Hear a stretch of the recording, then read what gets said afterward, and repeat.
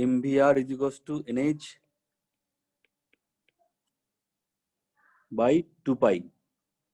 जैसे देखो linear velocity क्या होता है, linear velocity displacement upon time होता है, और एक होता है एंगुलर वेलोसिटी। दो टाइप का वेलोसिटी होता है ये तुम लोग फिजिक्स में पढ़ोगे। एक होता है लीनियर वेलोसिटी और एक होता है एंगुलर वेलोसिटी। एंगुलर वेलोसिटी का मतलब क्या है? Theta by T. जैसे ये है तुम्हारे पास एक पार्टिकल यहाँ पे है, कुछ टाइम के बाद वो पार्टिकल यहाँ पे पहुंच गया है, ठीक है। तो देखो यहाँ से यहाँ तक जो डिस्टेंस है इसको हम बोलेंगे डिस्प्लेसमेंट, ठीक है। और जब इनिशियल पॉइंट से फाइनल पॉइंट पे गया है पार्टिकल, तो कितना एंगल इसने क्रॉस किया है? Theta angle, theta, okay. इसने थीटा एंगल का चक्कर लगाया है, तो एंगुलर वेलोसिटी हो जाएगा theta by T, linear velocity हो जाएगा S by T. Angular velocity होगा थीटा बाई टी और लीनियर वेलोसिटी होगा एस बाई टी। तो लीनियर वेलोसिटी को मैं लिख रहा हूं ऐसे v के फॉर्म में, एंगुलर वेलोसिटी को मैं लिख रहा हूं w के फॉर्म में। तो एंगुलर वेलोसिटी का फिजिकल मीनिंग क्या हो जाएगा? पर यूनिट टाइम पे कोई सा भी बॉडी पार्टिकल कितना एंगल ओवरकम, कितना एंगल क्या बोलेंगे,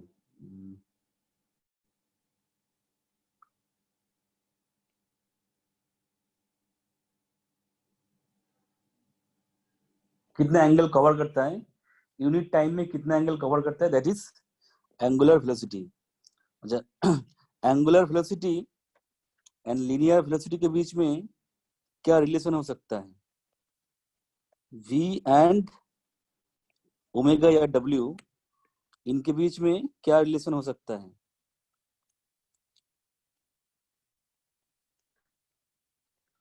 देखो तुम लोगों ने सर्किल का थ्योरम में पढ़ा होगा, theta is equals to S by R, ये तुम लोगों ने पढ़ा है ना? Sir the linear velocity equals to radius into angular velocity. तुम पहले ये बताओ theta is equals to S by R है या नहीं? Yes sir. तो S is equals to theta R. Linear velocity का मतलब है एस बाई टी, एस की जगह पे थीटा एंड आर को पुट कर दो, आर तो कांस्टेंट है, theta by T is equals to क्या है? ओमेगा है, तो ओमेगा इंटू या डब्ल्यू इंटू आर, तो ठीक है। Linear velocity is equals to होता है एंगुलर वेलोसिटी इंटू रेडियस। लिखो इनको जल्दी से।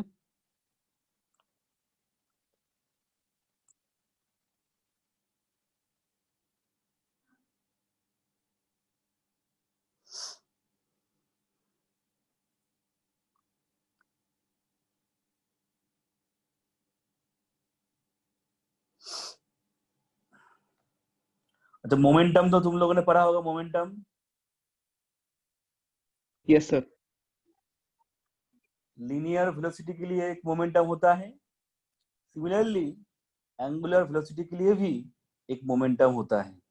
लीनियर वेलोसिटी के लिए एक मोमेंटम होता है, सिमिलरली एंगुलर वेलोसिटी के लिए भी एक मोमेंटम होता है।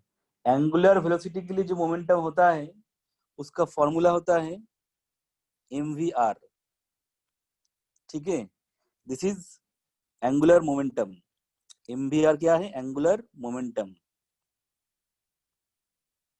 एंगुलर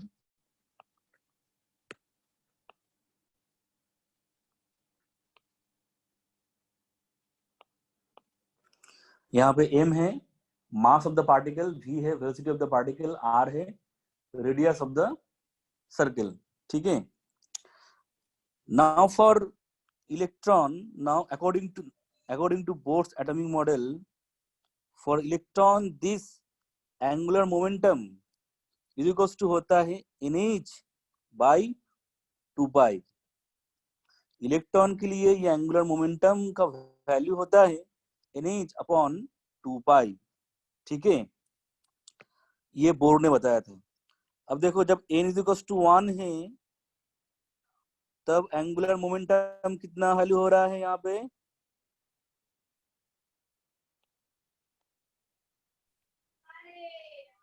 जब n इज इक्वल्स टू 1 है तो एंगुलर मोमेंटम का वैल्यू कितना हो रहा है,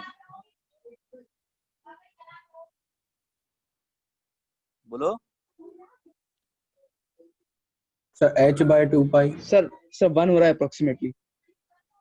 क्या यहाँ पे n सर का वैल्यू करो h/2 pi. Sir 1 into 10 to the power minus 34। अरे वो सब नहीं, वो सब बाद में, वो सब क्या काहे तुम उसमें जा रहे हो अभी, उसका उसका कुछ मीनिंग थोड़ी है। वैल्यू वैल्यू का क्या करोगे, इसका सिग्निफिकेंस समझो। अभी जब n इज इक्वल टू 2 है तो इलेक्ट्रॉन का मास तुम बोलोगे 1 है, वो तो इतना कम है। हम अभी माइक्रोस्कोपिक लेवल में बात कर रहे हैं। माइक्रोस्कोपिक, अगर हम मैक्रोस्कोपिक लेवल में बात करते तब अप्रोक्सीमेटली 1 वगैरह मान लेते। अब तो हम एटम के अंदर चले गए हैं, मॉडल, एटॉमिक मॉडल पढ़ रहे हैं। अब थोड़ी हम किसी को करेंगे नेग्लेक्ट, माइक्रोस्कोपिक लेवल में किसी को नेग्लेक्ट नहीं करना है। n=2 में अभी ये हो जाएगा nh अपॉन 2 पाई। n=3 पे ये हो जाएगा 3h अपॉन 2 पाई। ऐसा ये कंटिन्यू होता जाएगा। मतलब k शेल में एंगुलर मोमेंटम होगा h/2 पाई, l शेल में एंगुलर मोमेंटम होगा 2h/2 पाई, m शेल में एंगुलर मोमेंटम होगा 3h/2 पाई, और n शेल में एंगुलर मोमेंटम होगा 4h/4 पाई। ऐसा होता जाएगा। ठीक है। अच्छा, यहाँ पे आप देख सकते हो जब हम एक सेल से और एक सेल में जा रहे हैं तब एंगुलर मोमेंटम का जो वैल्यू चेंज हो रहा है, देखो इंटीजर नंबर में चेंज हो रहा है। यहाँ पे देखो जो एंगुलर मोमेंटम है, एंगुलर मोमेंटम को हम बोलेंगे इंटीजर मल्टीपल ऑफ n। देखो यहाँ पे n क्या है, इंटीजर है, ये फ्रैक्शन नहीं हो सकता। n हमने लास्ट दिन क्या बताया था, प्रिंसिपल क्वांटम नंबर होता है और इसका वैल्यू 1 2 3 4 ऐसा होता है। ठीक है। तो यहाँ पे जो h/2 पाई है इसको हम बोलेंगे एक फिक्स वैल्यू। h/2 पाई यहाँ पे एक फिक्स्ड वैल्यू है, this is one fixed value. अच्छा, फोटोन मैंने बताया था, फोटोन, फोटोन के अंदर जो एनर्जी होता है उसको हम क्या बोलते हैं, उसको हम बोलते हैं क्वांटम। फोटोन के अंदर जो एनर्जी होता है उसको हम बोलते हैं क्वांटम। तो क्वांटम एक्चुअली में क्या बताता है, क्वांटम एक्चुअली में कुछ स्मॉलेस्ट अमाउंट बताता है। क्वांटम स्मॉलेस्ट अमाउंट बताता है। फोटोन में क्वांटम का मीनिंग क्या था, फोटोन में क्वांटम का मीनिंग था द एनर्जी ऑफ फोटोन। उससे कम एनर्जी तो पॉसिबल नहीं है, हर एक फोटोन का उतना ही एनर्जी हो सकता है। ठीक है। तो यहाँ पे h/2 पाई को हम बोल सकते हैं क्वांटम जैसा। यहाँ पे h/2 पाई को हम बोल सकते हैं क्वांटम जैसा। अच्छा देखो देखो, एक लाइन मैंने लिखा था, the principle is known as quantization of angular momentum. Quantization of angular momentum, quantization का मीनिंग होता है डिस्क्रीट वैल्यू। क्वांटाइजेशन का मीनिंग होता है कोई रैंडम वैल्यू नहीं होगा। क्वांटाइजेशन का मीनिंग समझना, क्वांटाइजेशन का मीनिंग होता है no random value possible, only discrete या फिक्स्ड वैल्यू पॉसिबल। मैं इसको यहाँ पे लिखता हूं।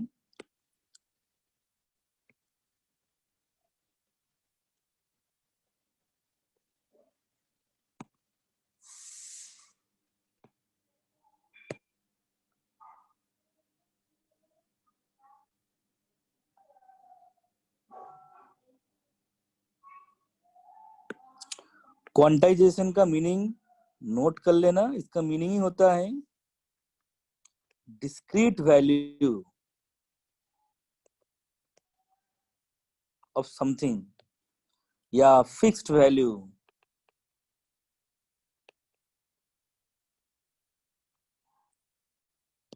Not random. ठीक है, तो यहाँ पे जो एंगुलर मोमेंटम है, ये जो एंगुलर मोमेंटम हो रहा है वो कोई रैंडम वैल्यू नहीं हो रहा है, इंटीजर मल्टीपल में देखो चेंज हो रहा है, n इज इक्वल टू 1 2 3 4 ऐसे करके चेंज हो रहा है। और इंटीजर मल्टीपल किसका है? h बाई 2 पाई का। h बाई 2 पाई का यहाँ पे इंटीजर मल्टीपल है, ये आपका h बाई 2 पाई है, इसके अंदर इसके सामने एक इंटीजर को मल्टीप्लाई कर रहे हैं, उसी के बाद आपका एंगुलर मोमेंटम आ रहा है। n का यहाँ पे वैल्यू रेस्ट्रिक्टेड है, this value is restricted to 1 to infinity. That is why angular momentum value is also, लिख देते हैं, MVR value is also restricted to discrete values. n का वैल्यू रेस्ट्रिक्टेड है, इसीलिए एंगुलर मोमेंटम का वैल्यूज भी restricted होगा, कोई रैंडम वैल्यूज नहीं हो सकता है। इसीलिए एंगुलर मोमेंटम को हम बोलते हैं quantized in case of electron, इसीलिए इस प्रिंसिपल का नाम है क्वांटाइजेशन ऑफ एंगुलर मोमेंटम। यहाँ पे h by 2 pi is the smallest part, इसी का बार बार मल्टीप्लिकेशन हो रहा है 1 2 3 4 5 ऐसे। ठीक है,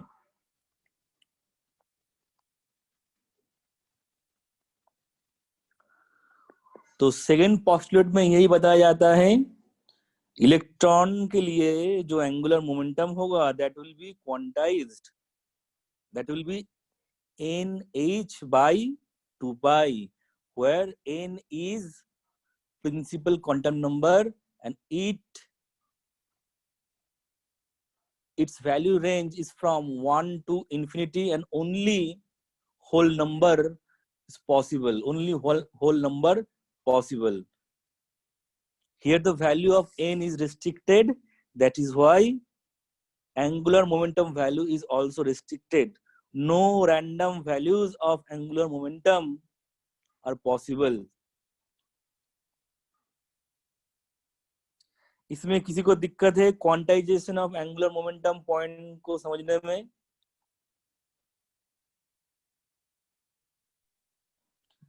अगर किसी को दिक्कत है तो जल्दी बताओ।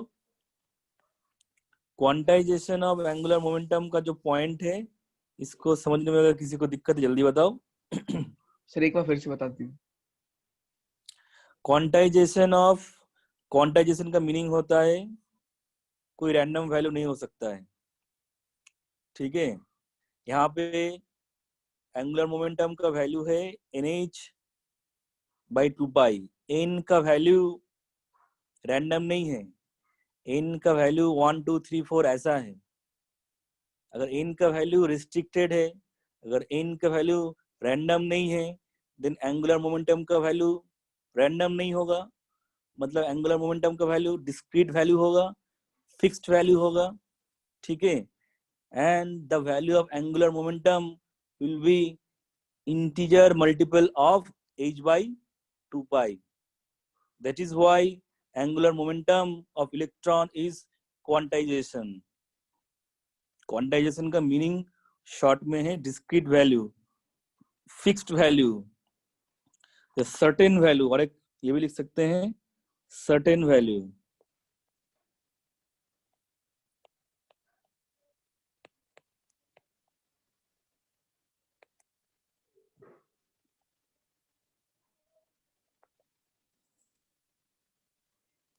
तो दुनिया में इंसान का मास, जो इतने सारे इंसान हैं, इनका मास क्वांटाइज्ड है या क्वांटाइज्ड नहीं है? Sir quantized.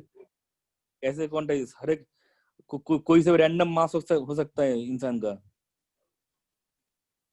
किसी सर का मास 40.1 किलोग्राम, किसी का 40 किलोग्राम, किसी का 50 किलोग्राम। इंसान का मास कभी हो सकता है क्वांटाइज्ड? कैसे क्वांटाइज्ड है? फिक्स्ड वैल्यू, उसको कोई सर्टेन वैल्यू होता है क्या? कोई पर्टिकुलर रेंज में तुम उसको डाल सकते हो? अगर रोहन का मास इतना है, तुम्हारा मास इतना होगा, कोई गारंटी है? लेकिन हम ये गारंटी दे सकते हैं, अगर के शेल में ये एंगुलर मोमेंटम है, एल शेल में ये एंगुलर मोमेंटम होगा।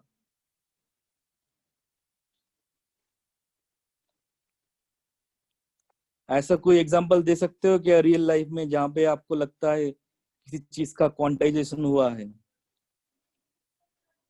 ऐसा कोई एग्जांपल दे सकते हो क्या जहाँ पे आपको लगता है किसी चीज का क्वांटाइजेशन हुआ है? सर चॉकलेट खाना। हाँ, थोड़ा बता उसको कैसे। सर मतलब जैसे हम चॉकलेट खाते हैं, ये तो नहीं कहते कि आधी चॉकलेट खाएंगे, पूरी खाते हैं, मतलब इंटीजर्स में खाते हैं, तो ये एक सर्टेन वैल्यू। हाँ हाँ, ऐसे कैसे, हाँ कह सकते हो, हाँ। और कुछ?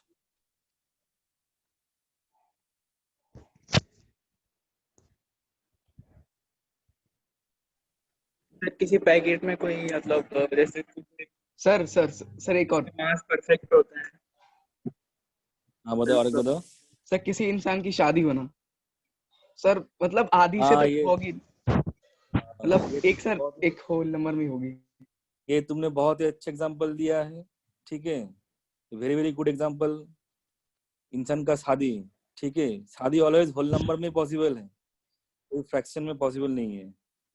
ये तुमने एक बहुत ही अच्छा एग्जांपल दिया है, वेरी वेरी गुड एग्जांपल।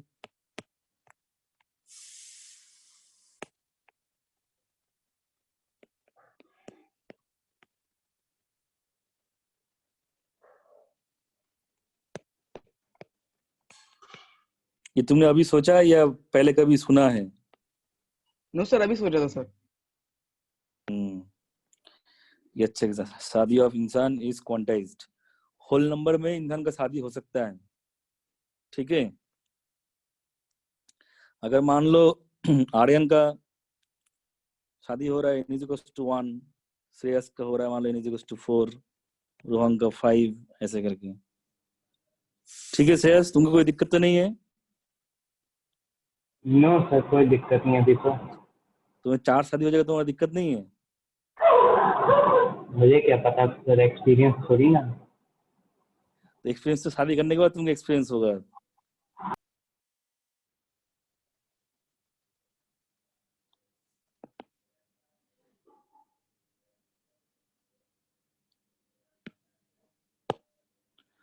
बताओ, और किसी को कोई डाउट है इसमें?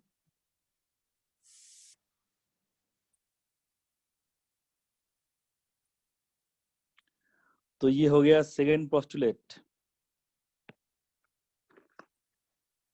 राज, यस सर। होमवर्क भेजो। सर मूल कॉन्सेप्ट। नहीं, क्लास 10 का chemical equation, balance chemical equation. Sir मैंने लेक्चर्स अटेंड नहीं किए थे सर। ए तुमको सच में थप्पड़ लगाऊंगा ना, पूरा रिकॉर्ड मेरे पास है। सर, सच में नहीं किए सर। मैं झूठ बोल रहा हूँ, रिकॉर्ड झूठ बोल रहा है, ये बाकी सब लोग झूठ बोल रहे हैं। सर मैंने सबसे मांगे थे सर, नोट्स भी मांगे सर, पूछ लीजिए। तुम मैंने अभी सच में मांगोगे नहीं नोट?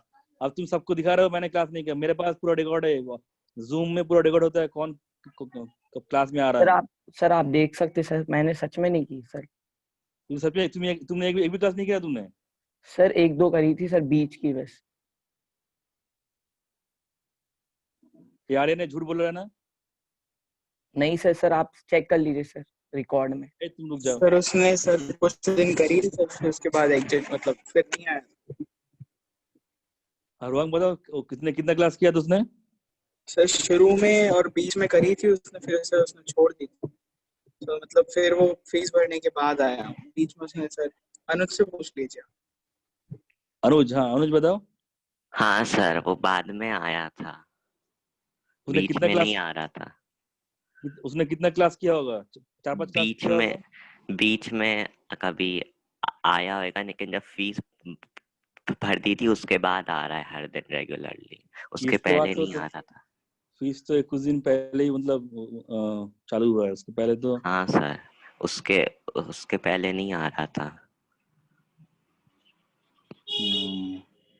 चलो मोल कॉन्सेप्ट का अगर कहीं से जुगाड़ कर लेना, उसका तो रिवीजन होगा नहीं। और सर ठीक कर है, लिया मैंने। जब क्लास ले रहे तुम आए नहीं थे।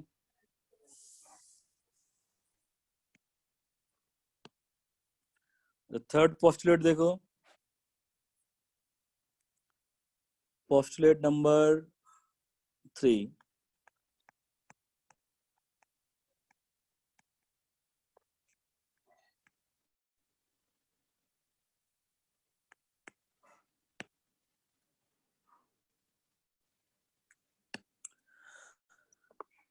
इसमें देखो बहुत इंपॉर्टेंट पोस्टुलेट है यहाँ पे।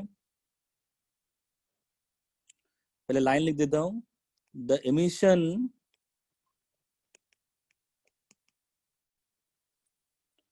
emission or absorption of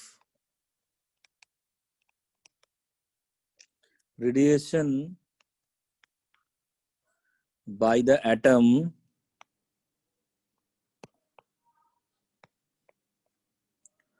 takes place when an electron jumps from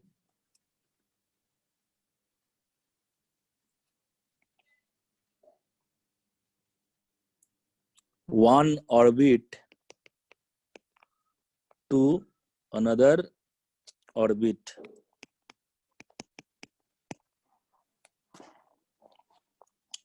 देखो यहाँ पे ऐसा कुछ एनर्जी लेवल है,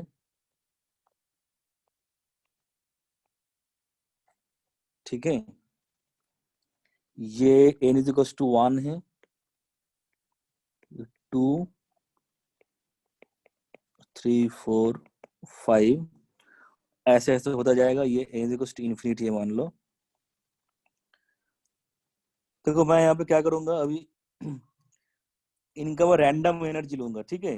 कुछ रैंडम डेटा ले रहा हूँ, random data.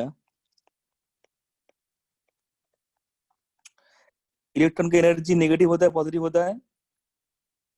Sir negative. Negative. मान लो -100 है, ये मान लो -80 है। धीरे धीरे एनर्जी इंक्रीज होगा जितना ऊपर जाएंगे, और इन्फिनिटी पे एनर्जी कितना होता है रोहंग बताओ? 0 हो जाता है, ठीक है। अब मान लो एक electron n is equal to 1 पे है। जब electron n is equal to 1 से n इज इक्वल टू 2 पे जाएगा, तब उसको कितना एनर्जी चाहिए होगा? How much energy? Plus plus 20 20। Energy चाहिए होगा। तो यहाँ पे n इज इक्वल टू 1 से अगर 2 पे जाएंगे तो एनर्जी चाहिए होगा 20। देखो मैं ऐसा लिख सकता हूँ, डेल्टा E मतलब energy difference between the second orbit minus first orbit. तो ये इज इक्वल टू है 20। अगर ये यहां से यहां जाएगा तो कितना चाहिए? सही, first orbit minus second orbit होगा ना? नहीं, सेकेंड ऑर्बिट माइनस, मुझे वैल्यू देखो पॉजिटिव में चाहिए, ठीक है। जो एनर्जी देंगे वो पॉजिटिव होना चाहिए। First second orbit minus first orbit -80 Yes. Minus -100 तभी आके आएगा यस सर। +20। यही होता है फॉर्मूला, याद रखना, हायर माइनस लोअर। जब हम यहां से जाएंगे n इज इक्वल टू 1 से n इज इक्वल टू 4 तक, तब डेल्टा ई कितना होगा? सर 60 हो जाएगा। ठीक है, अब आप यहाँ पे एक चीज देख सकते हो, इलेक्ट्रॉन को नीचे से ऊपर जाने के लिए हमें तो एनर्जी प्रोवाइड करना पड़ेगा, और ये एनर्जी कैसे प्रोवाइड करेंगे? By light. यहाँ पे हम लाइट का बात करेंगे। ठीक है, एनर्जी हम प्रोवाइड करेंगे थ्रू लाइट। अब देखो, जब यहाँ पे एक इलेक्ट्रॉन है, ये इलेक्ट्रॉन जब ऊपर जाएगा तो उसके साथ एक ही फोटोन करेगा इंटरेक्शन। ऐसा तो नहीं एक इलेक्ट्रॉन के साथ 2 फोटोन कर जाएगा इंटरेक्शन, ऐसा हो सकता है क्या? एक इलेक्ट्रॉन के साथ 2 फोटोन इंटरेक्शन कर सकता है क्या? No sir. श्रेयस बताओ, एक इलेक्ट्रॉन के साथ 2 फोटोन इंटरेक्ट कर सकता है? No sir. श्योर हो तुम? Yes sir. एक इलेक्ट्रॉन के साथ एक ही फोटोन इंटरेक्ट करेगा, तो यहाँ पे इस इलेक्ट्रॉन को एनर्जी मिलेगा थ्रू ए फोटोन। ठीक है, तो मैं यहाँ पे ऐसा बार बार कौन खींच रहा है मत खींचो, एक बार में बाद में खींचो ना तुम।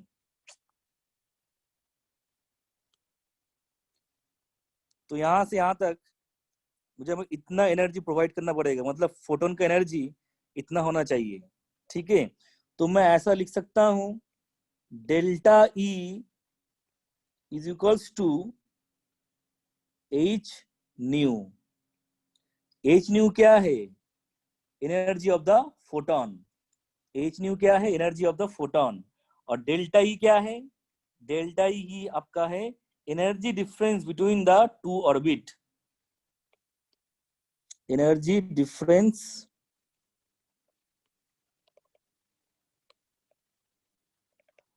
Between 2 orbit. एच न्यू है आपका एनर्जी ऑफ फोटोन। देखो, इस केस के लिए अगर यहां से यहां आएंगे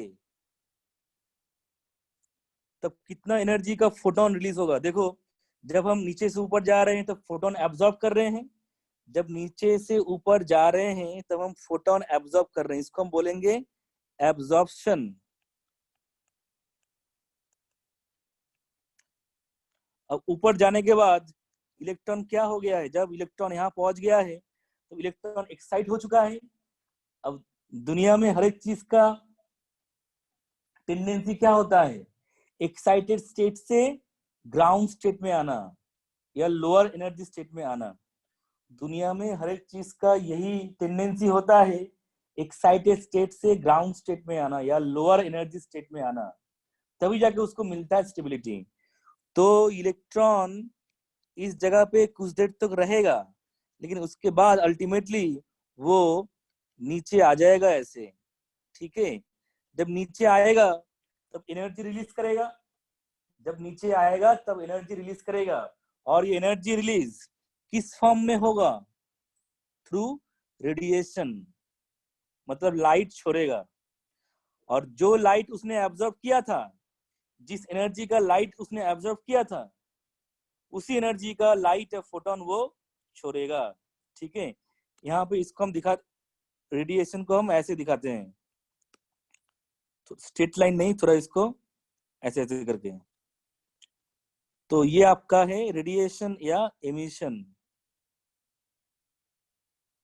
पहले क्या हुआ? एब्जॉर्प्शन हुआ। बाद में क्या हुआ? इलेक्ट्रॉन एक्साइटेड स्टेट से जब ग्राउंड स्टेट पे आया या लोअर एनर्जी स्टेट पे आया तब उसने एनर्जी छोड़ा, और एनर्जी किस फॉर्म में छोड़ा? In the form of light. ठीक है, तो नीचे से ऊपर जाने का जो प्रोसेस है उसको हम बोलेंगे एब्जॉर्प्शन, ऊपर से नीचे आने का प्रोसेस को हम बोलेंगे एमिशन। दोनों में ही फोटोन का एनर्जी सेम होगा, इसलिए दोनों केस के लिए मैं लिख सकता हूँ delta E is equal to H nu. जो लाइट एब्जॉर्ब होगा उसका भी एनर्जी एच न्यू है, और जो लाइट एमिट होगा उसका भी एनर्जी एच न्यू है। ठीक है,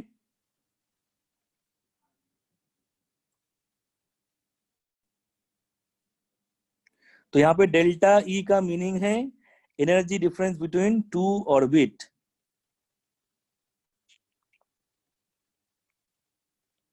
इन व्हिच द ट्रांजिशन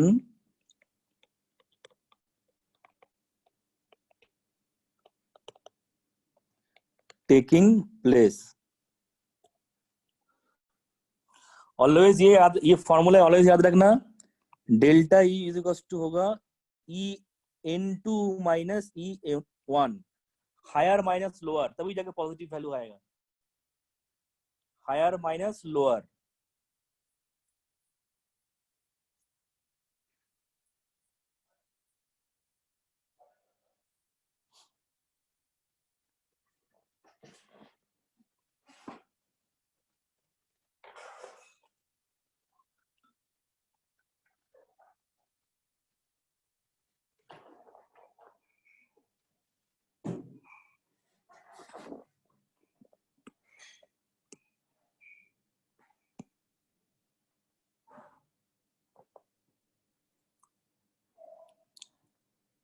गौतम मुझे बताओ, what is the first postulate of Bohr's atomic model?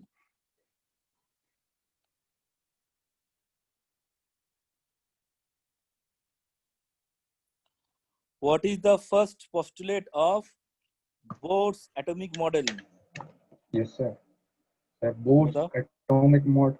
Sir, Bohr's atomic model based on classical physics, and it is 2D model.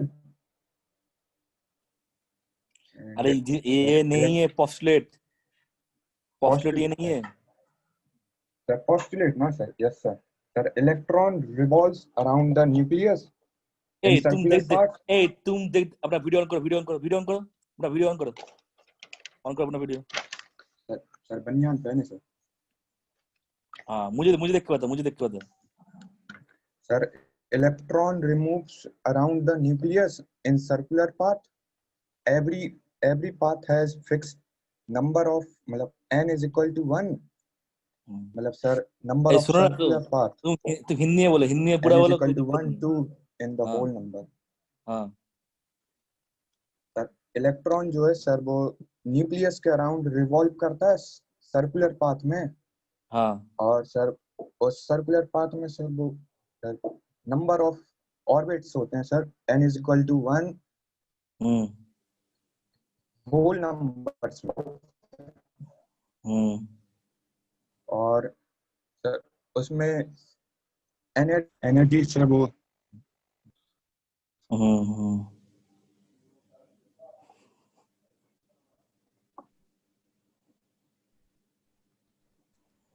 जो गौतम को रोहंग बताओ, रोहंग। Yes sir.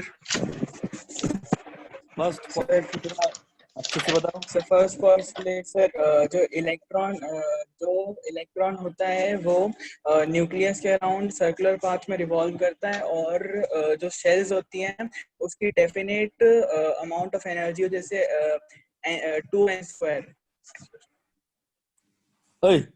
2n का energy का फॉर्मूला है?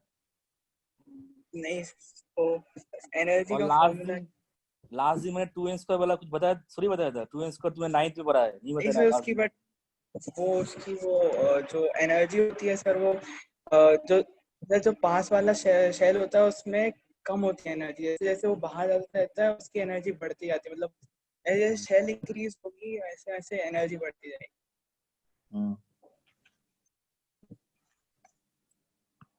तो सेकंड पोस्टुलेट वो उसका है सर, एंगुलर मोमेंटम का। श्रेयस बताओ फर्स्ट पोस्टुलेट थोड़ा अच्छे से। तो फर्स्ट पोस्टुलेट में ये कहा गया कि जो इलेक्ट्रॉन होते हैं वो न्यूक्लियस के अराउंड रिवॉल्व करते हैं और उनके ऑर्बिट का शेप सर्कुलर होता है। तो हो गया खत्म? नहीं, और बता रहा था। तो जैसे जैसे एन नंबर बढ़ता है, मतलब एन की वैल्यू बढ़ती है, तो वैसे वैसे एनर्जी भी बढ़ती है, क्योंकि रेडियस भी बढ़ता जाता है। और पर्टिकुलर ऑर्बिट में एनर्जी इलेक्ट्रॉन की कांस्टेंट रहती है, इसलिए वो स्टेशनरी ऑर्बिट कहलाते हैं। और एनर्जी ऑफ इलेक्ट्रॉन जो होती है वो शेल की एनर्जी होती है एक्चुअली। तो एनर्जी ऑफ इलेक्ट्रॉन शेल की एनर्जी को स्पेसिफाई करते हैं। Energy of orbit is described by the energy of electron. Orbit का कोई एनर्जी नहीं होता है, एनर्जी होता है एक्चुअली में आपका इलेक्ट्रॉन का, ठीक है। और according to Bohr's model electron का कोई रैंडम एनर्जी नहीं हो सकता है, मतलब ऑर्बिट का कोई रैंडम एनर्जी नहीं हो सकता है, ठीक है। तो यहाँ पे देखो, जैसे मान लो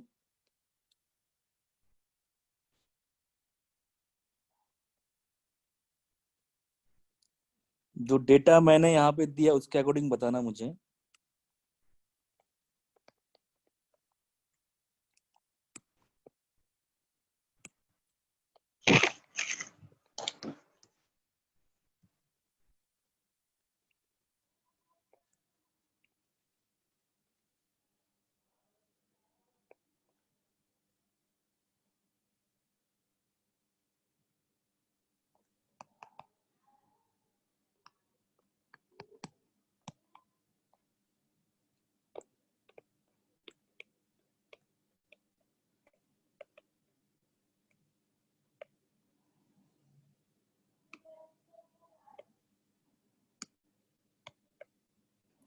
देखो मैंने यहाँ पे कुछ energy of photon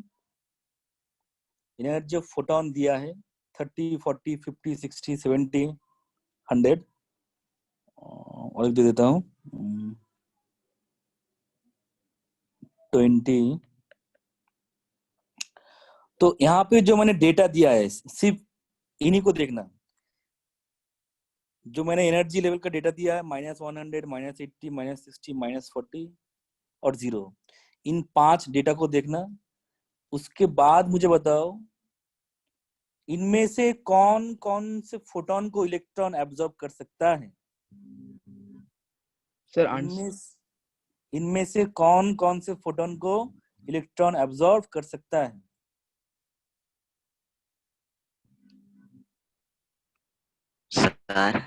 sir can I tell? नहीं, पहले अनुज बोले। अनुज सर 40, 60, 100 और 20। 40, 60, 100 एंड 20। देखो अगर 40 दोगे तो यहाँ पे आ जाएगा, अगर 100 दोगे तो यहाँ पे आ जाएगा, और अगर 20 दोगे तो यहाँ पे आ जाएगा। अब मान लो किसी का मन किया, तो ये वाला आपका हो गया 40, ये 100 और ये आपका 20। अब मान लो किसी का मन किया 50 देने का, चलो देखते हैं। इलेक्ट्रॉन यहाँ पे है, अब 50 अगर होगा तो इसके बीच में होगा, -40 एंड -60 के बीच में होगा, हाँ या ना। Yes sir. तो इलेक्ट्रॉन को यहाँ से यहाँ जाना चाहिए, लेकिन यहाँ पे तो कोई है ही नहीं एनर्जी लेवल। यहाँ पे कोई एनर्जी लेवल है क्या? यहाँ पे कोई एनर्जी लेवल नहीं है, इसलिए इलेक्ट्रॉन 50 एनर्जी वाला फोटोन को एब्जॉर्ब नहीं करेगा। समझ में आ रहा है? तो कोई random value of energy of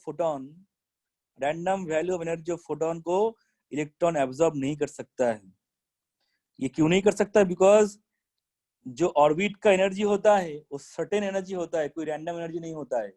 अगर ऑर्बिट का एनर्जी रैंडम नहीं हो रहा है, देन फोटोन का भी एनर्जी रैंडम नहीं हो सकता। तो ये 50 को एब्जॉर्ब नहीं करेगा, 30 को भी नहीं करेगा, 70 को भी नहीं करेगा, according to the data provided here.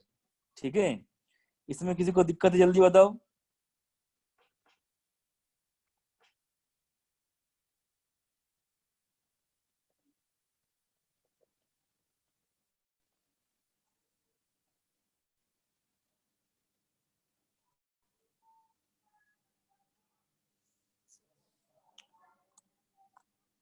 Very very important concept है ये।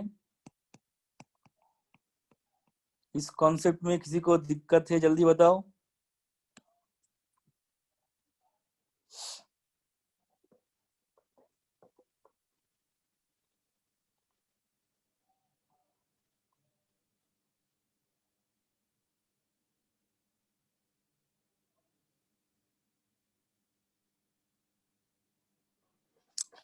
तो ठीक है, ये हो गया 3 important postulate of Bohr's atomic model. इसी 3 पोस्टुलेट के ऊपर बोर्स एटॉमिक मॉडल डिपेंड करता है। अब हमें आगे बढ़ना है।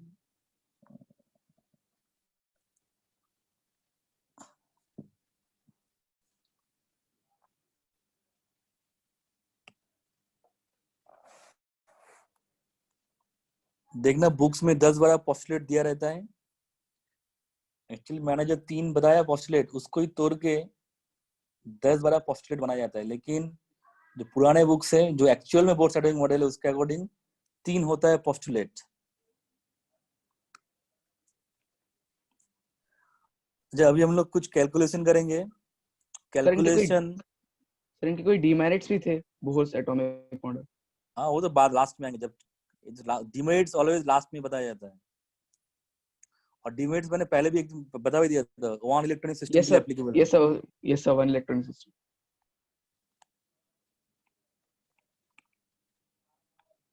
Calculation of radius, velocity, energy etcetera, ये हेडिंग लगा दो।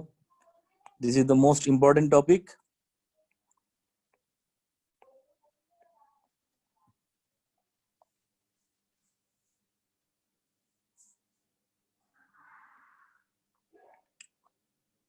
देखो मान लो एक पार्टिकल स्ट्रेट लाइन में मूव कर रहा है, ठीक है। What is the first law of motion? Newton का फर्स्ट लॉ क्या होता है? कोई बताओ, राज बताओ, राज। Sir, if any object is in motion, it will be in motion, and if anything is in rest, it will be in rest until the external force is applied. अनुज, राज ने जो बताया पूरा सही है, हाँ या ना? हाँ सर सही है। आर्यन? नो सर लास्ट वाला पॉइंट सही नहीं था। इसमें क्या सही नहीं है?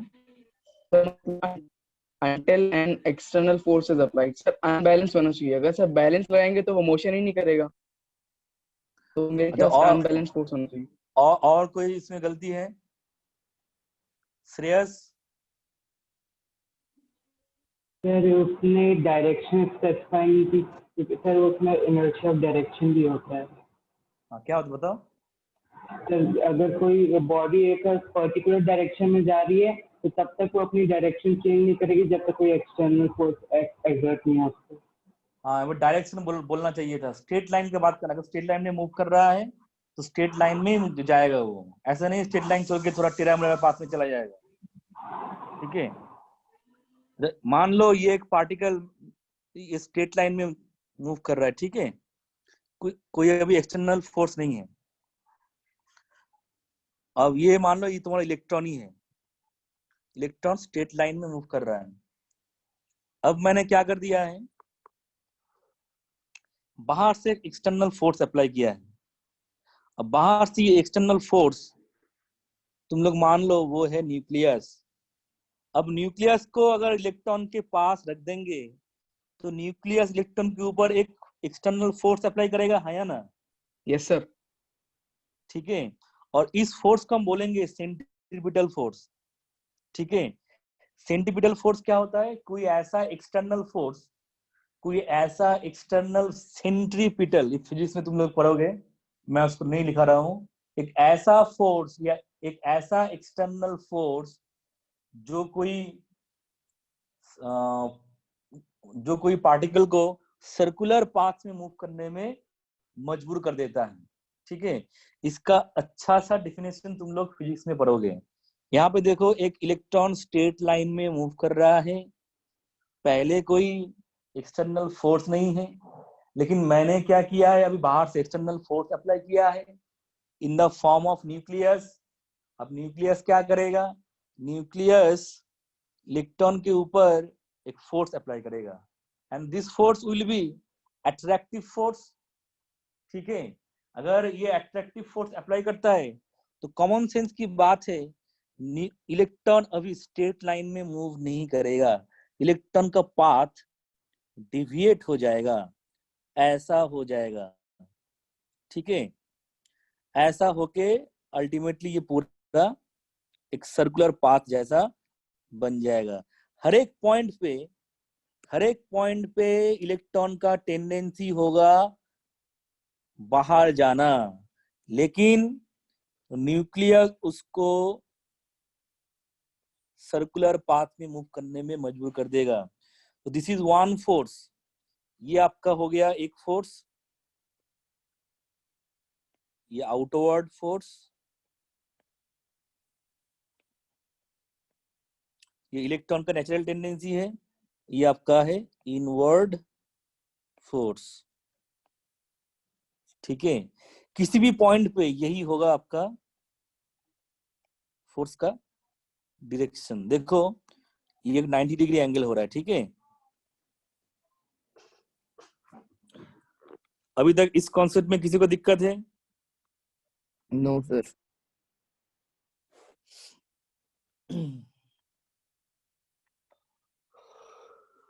तुम लोगों ने कूलम्ब्स लॉ पढ़ा है? Yes sir. सर वो चार्ज वाला था, अट्रैक्ट करते हैं चार्जेस। कौन सी क्लास में पढ़ा है? सर वो आंशु सर ने पढ़ाया था सर, 9th में। सबको पता है ना कूलम्ब्स लॉ? तो मैं छोड़ दूं ना कूलम्ब्स लॉ? अरे 10th के सिलेबस में था कूलम्ब्स लॉ।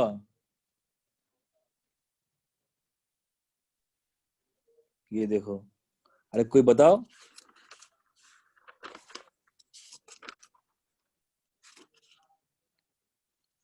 टेंथ के सिलेबस में कूलम्ब्स लॉ था या नहीं था? बोलो, जोर से बोलो।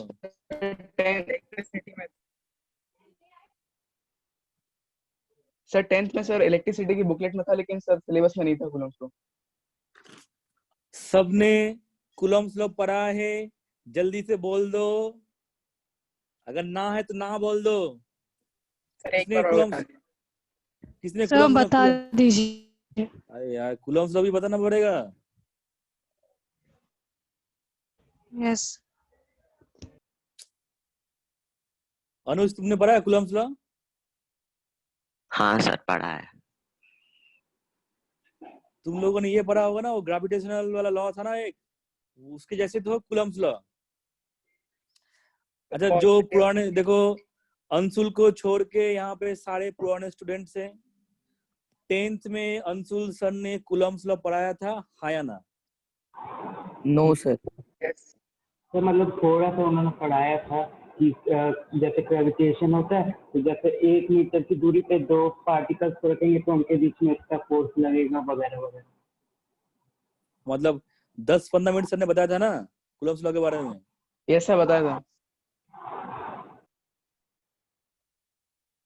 अब ये लोग सब भूल गए। देखो ये राज तो बोल दिया सर ने पढ़ाया नहीं है, देखो कितना झूठ बोल रहा है।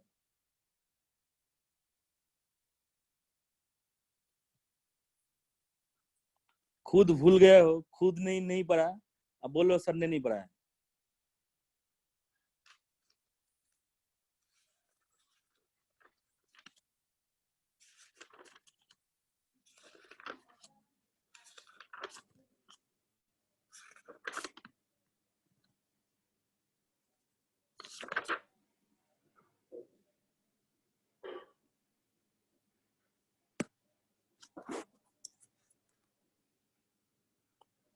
एक कूलम्ब्स का स्पेलिंग क्या है?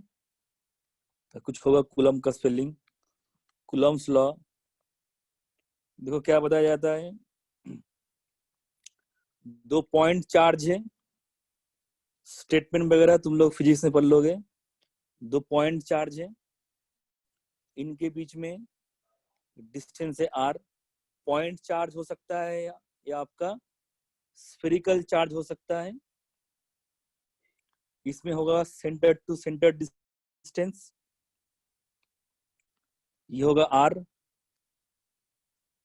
एक चार्ज का वैल्यू है q1 और एक चार्ज का वैल्यू है q2। तो अगर ये दोनों ऑपोजिट चार्ज है तो इनके बीच में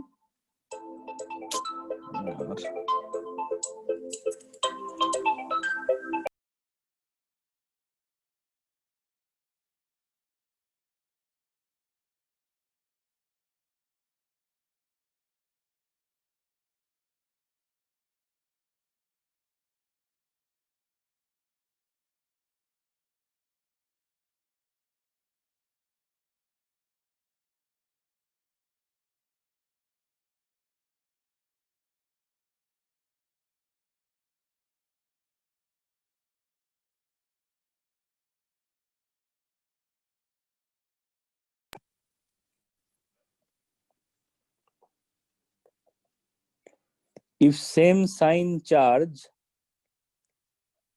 मतलब अगर चार्ज का नेचर सेम है देन क्या होगा, रिपल्सन होगा। मतलब positive positive repulsion, negative negative repulsion. अगर चार्ज ऑपोजिट है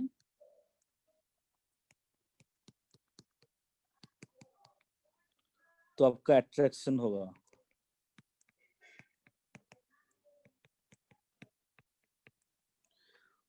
तो देखो फॉर्मूला क्या था इसमें, फॉर्मूला बता देता हूं। F is to K into Q1 Q2 upon R square, यही होता है कूलम्ब्स लॉ का इक्वेशन। ठीक है, जैसा उसमें था ग्रेविटेशनल लॉ में था वैसा ही इसमें होगा। अब K का यहाँ पे कुछ वैल्यू एंड यूनिट होता है, यूनिट तुम लोग निकाल सकते हो खुद से, और वैल्यू एग्जाम में दिया रहेगा। ठीक है, इस कांस्टेंट का वैल्यू, इसको बोलते हैं कूलम्ब्स कांस्टेंट, के को हम बोलते हैं कूलम्ब्स कांस्टेंट। अच्छा, के इज इक्वल टू कभी कभी हम लोग लिखते हैं 1/4 पाई इप्सिलॉन नॉट। इप्सिलॉन नॉट को हम बोलते हैं परमिटिविटी ऑफ वैक्यूम। तो अभी के लिए इतना जरूरत नहीं है, के का वैल्यू आपको एग्जाम में दिया रहेगा, के को हम बोलते हैं कूलम्ब कांस्टेंट। अच्छा, यहाँ पे देखो, अगर रिपल्सन वाले केस के लिए एफ का साइन क्या होगा,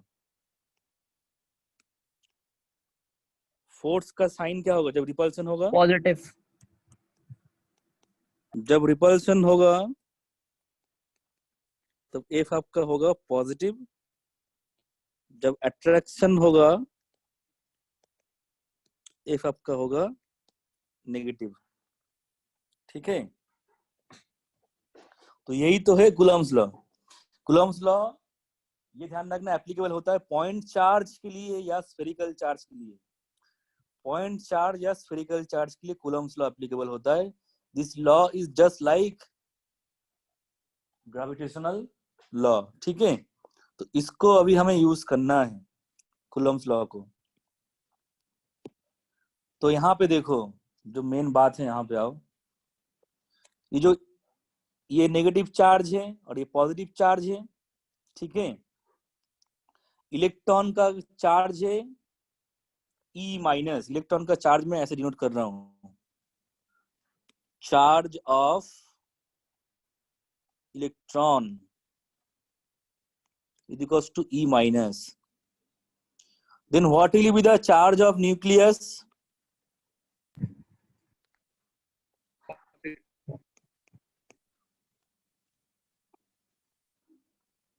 एटॉमिक नंबर है, मान लो एटम का एटॉमिक नंबर इज Z। ठीक है, चार्ज ऑफ न्यूक्लियस कितना होगा मुझे बताओ ओम प्रताप।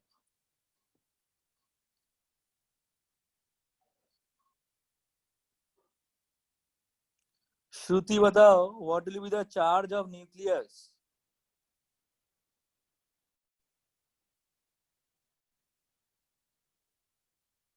इलेक्ट्रॉन का चार्ज अगर E है, then what will be the charge of nucleus? Positive. नहीं, हमें यहाँ पे पॉजिटिव नेगेटिव नहीं सुनना है, हमें वैल्यू सुनना है, वैल्यू।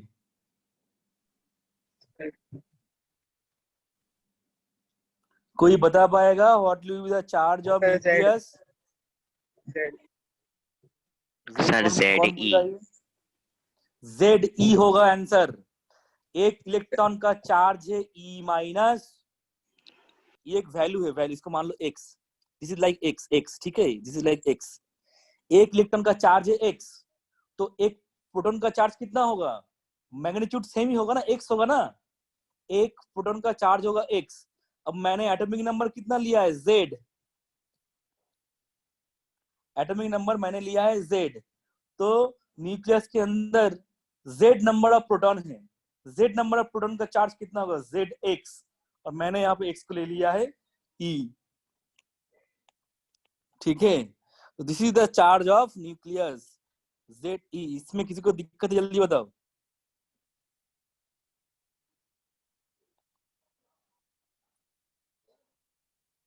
तो देखो, ये जो इनवर्ड फोर्स है, इनवर्ड फोर्स को मैं यहाँ पे ऐसे लिख रहा हूं, K into ZE into E upon R square. R क्या है? रेडियस ऑफ द एटम, ठीक है। ये हो गया इनवर्ड फोर्स। और आउटवर्ड फोर्स को हम लिखते हैं mv स्क्वायर बाई R। ये होता है, याद रखना, जो आउटवर्ड फोर्स होता है ये होता है आपका mv स्क्वायर बाई R। तो इलेक्ट्रॉन ऑलवेज ये सर्कुलर पाथ में घूमेगा। क्यों घूमेगा? बिकॉज इन दोनों फोर्स के बीच में एक बैलेंस होगा। अगर आउटवर्ड फोर्स ज्यादा हो जाएगा तो इलेक्ट्रॉन सर्कुलर पाथ छोड़ के बाहर चला जाएगा, और अगर इनवर्ड फोर्स ज्यादा हो जाएगा तो इलेक्ट्रॉन न्यूक्लियस के ऊपर गिर जाएगा। लेकिन ऐसा तो होता नहीं है, इसीलिए इन दोनों फोर्स के बीच में एक बैलेंस होता है। That means we can write KZE square upon R square is equals to mv square by R, ठीक है। अगर यहाँ पे इलेक्ट्रॉन न्यूक्लियस नहीं होता, दो बॉडी होता जिनका मास है, जैसे मान लो ये वाले, ये बता रहा हूं मैं, ये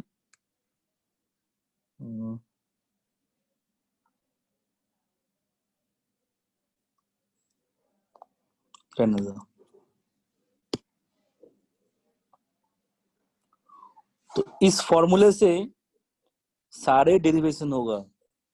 KZE square by R square is equals to mv square, ठीक है। अब देखो, हम लोग पढ़ तो रहे हैं बोर्स।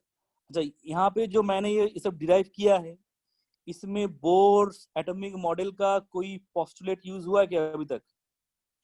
ये जो मैंने ये डिराइव किया है, इसमें बोर्स एटॉमिक मॉडल का कोई पोस्टुलेट यूज हुआ है क्या?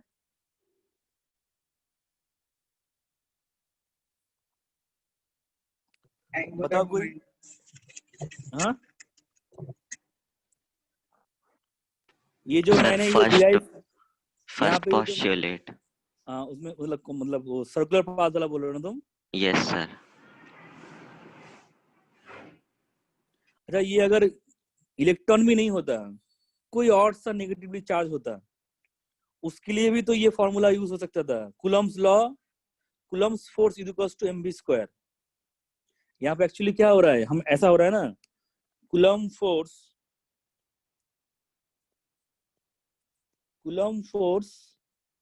इज इक्वल्स टू हो रहा है mv स्क्वायर बाई R। तो ये जो हम लिख रहे हैं Coulomb force is equals to mv square by R, ये तो कोई सा भी चार्ज पार्टिकल के लिए हो सकता है नहीं। ऐसा थोड़ी है सिर्फ इलेक्ट्रॉन के लिए होगा। ये जो मैंने यहां से लिखा है, ये जो मेन इक्वेशन तो यही है, Coulomb force is equals to mv square by R। ये Coulomb force is equals to mv square by R, ये तो किसी भी चार्ज पार्टिकल के लिए हो सकता है, हाँ या ना?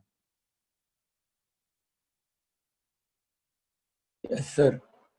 अगर ये किसी भी चार्ज पार्टिकल के लिए हो सकता है, मतलब अभी तक हमने कोई पोस्टुलेट यूज नहीं किया है बोर्स एटॉमिक मॉडल का, ठीक है। लेकिन हमें ये जो सारे कैलकुलेशन करना है, रेडियस, वेलोसिटी, एनर्जी, ये कौन से मॉडल के लिए करना है? बोर्स एटॉमिक मॉडल के लिए करना है। अगर बोर्स एटॉमिक मॉडल के लिए करना है तो हमें इसके साथ साथ मतलब ये वाला तो यूज करना ही है, mv square by R is equals to kz square by R square, इसको यूज करना है। और बोर का जो पोस्टुलेट है mvr is equals to nh by 2 pi, ये यूज करना है। इन दोनों को अगर कंबाइन करेंगे तब जाके हम ये आर वी एनर्जी ये सब निकाल सकते हैं, ठीक है। ये जो इक्वेशन है ये किसके लिए आया है? फॉर एनी चार्ज पार्टिकल, ये तो एक्चुअली चार्ज पार्टिकल के लिए है। और ये वाला किसके लिए है? बोर्स पोस्टुलेट के लिए है। तो हमें कुछ डिराइव करने के लिए ये दोनों इक्वेशन चाहिए होगा। समझ में आ रहा है क्या बोल रहा हूँ?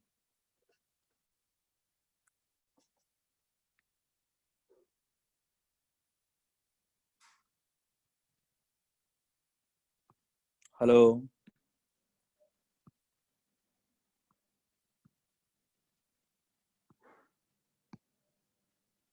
Hello, Yes, sir.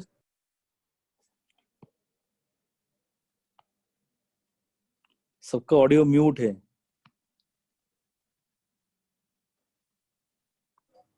Yes, sir.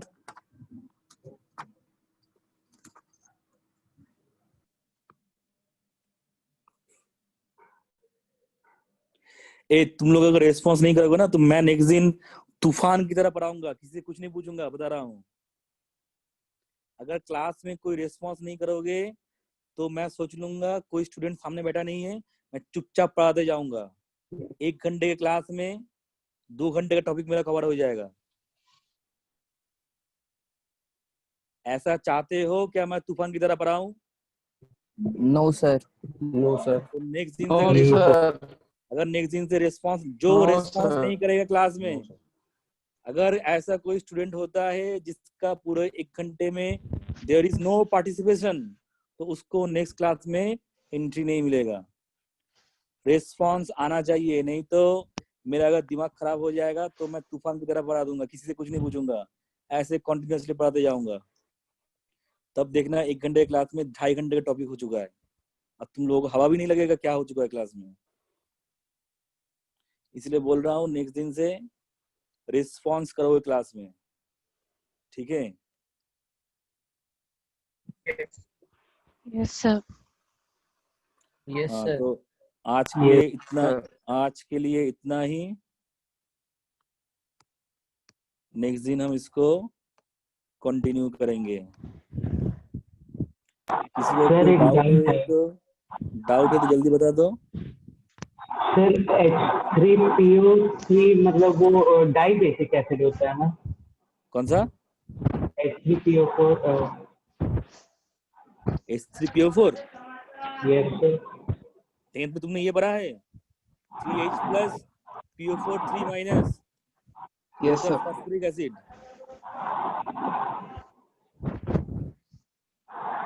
तुमने शायद H3PO3 देखा होगा। Yes sir, sorry H3PO3। ये होता है डाइबेसिक। हाँ, ओके सर। थैंक यू और सर। किसी को कुछ पूछना है तो जल्दी पूछो।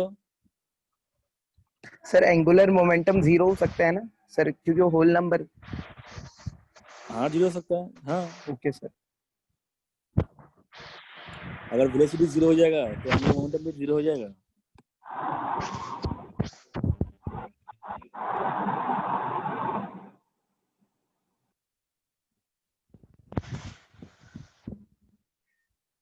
सर ये प्रूवन है कि इलेक्ट्रॉन सर्कुलर ऑर्बिट्स में रिवॉल्व करते हैं? नहीं, ये प्रूवन नहीं है, ये तो नहीं है। बोर्स मॉडल तो सही नहीं है, गलत है। इसका नया मॉडल आएगा क्वांटम मैकेनिकल मॉडल। सर तो फिर ये जो mv square by r radius है, तो रेडियस तो फिर होगी ही नहीं अगर ये सर्कुलर ऑर्बिट्स में नहीं होंगे तो फॉर्म नहीं गलत नहीं हो ऐसे नहीं जाएंगे। होता ना, ऐसा होता नहीं है ना। तो ये सब स्टार्टिंग में बोला ना, ये आज से 100 साल पहले जब भी हो, एटम को एक्सप्लेन करने के लिए कोई थ्योरी, अच्छा थ्योरी नहीं था, तब ये बोर्स एटॉमिक मॉडल काम आ गया था only for one electronic system. बाकी एटम के लिए या मल्टी इलेक्ट्रॉनिक सिस्टम के लिए बोर्स एटॉमिक मॉडल एप्लीकेबल नहीं होता है। हाइड्रोजन एटम के लिए एप्लीकेबल हो गया था, इसीलिए उस टाइम थोड़ा बोर्स मॉडल सक्सेसफुल हो गया था, लेकिन अभी ये मॉडल सही नहीं है। ठीक है सर क्वांटम मॉडल में ये होता है कि इलेक्ट्रॉन की प्रोबेबिलिटी होने की कहीं भी हो सकती है।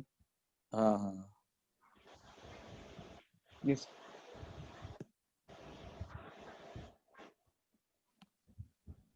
Thank you sir. हाँ welcome Thank you, sir. Welcome thank you sir. Thank you Thank sir. you, sir. Thank you, sir. Welcome. Thank you, sir.